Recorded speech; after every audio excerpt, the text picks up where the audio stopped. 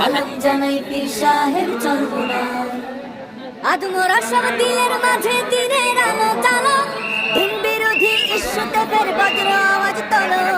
আজ মোরা সব দিলের মাঝে দিনের আলো জ্বালো, সালাম জানাই পীর সাহেব চরমনাই। আজ মোরা সব দিলের মাঝে দিনের আলো জ্বালো, দিন বিরোধী ইস্যুতে ফের বজ্র আওয়াজ তোলো। আজ মোরা সব দিলের মাঝে দিনের আলো জ্বালো।